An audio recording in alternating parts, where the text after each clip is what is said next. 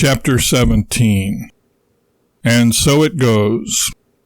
Warble and his cast of mercenaries and malcontents release their purchased menagerie, except for the Helifino, which Warble has passed through the MCD and placed in the Arodnap's trunk, all around the Carson home and neighborhood.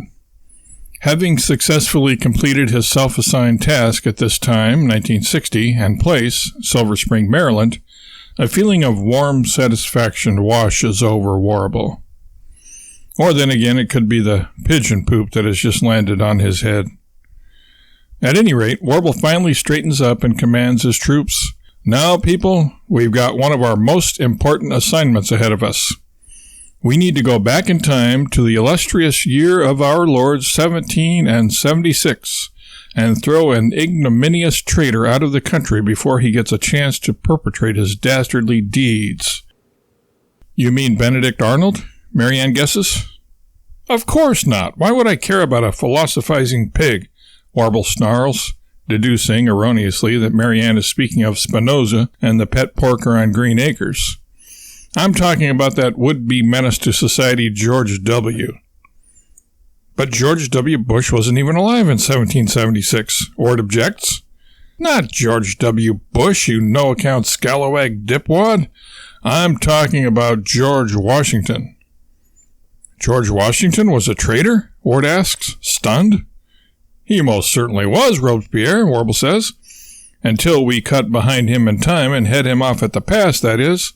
Boy, oh boy, I'm surprised at your ignorance of colonial and early post-colonial history. Everybody knows about the terrible things George brought upon the country. What were you doing in U.S. history class anyway? Daydreaming, doodling, and throwing spitwads?" "Never mind what I was or was not doing in school," Ward says, then inquires, "What did Washington do to get your dander up anyway?" Warble glances down at his shoulders and, although he doesn't really see anything, surreptitiously brushes them off with a few quick hand motions. "I knew I should have worn my white Elvis costume," he mutters to himself under his breath. "What did you say, Warble?" Ward asks. "I said you must have been flying a kite listening to tunes." "When?" Ward asks, thinking he has lost the thread. "When you should have been in history class paying attention to the lessons, you unpatriotic bonehead," Warble replies, practically frothing at the mouth. "You were probably out standing in someone else's field enjoying Up, Up, and Away by the Fifth Dimension on your iPod." Soundtrack note. Guess which song should go here? Sorry. iPod? They didn't even have such a thing when I was in high school. Even now, the only iPods I have are these right here beneath my peepers, Ward says, indicating with both fingers the bags under his eyes. "And I had none at all in those halcyon days of yore," he adds pointedly. "I have only developed them since I went to work for you, along with my gray hair and nervous stomach." The tables have been turned. Warble has no idea what Ward is ranting about. Be that as it may, the fact remains that you are inexcusably ignorant of George Washington's grave crimes, Warble notes, fixing Ward with an accusing stare.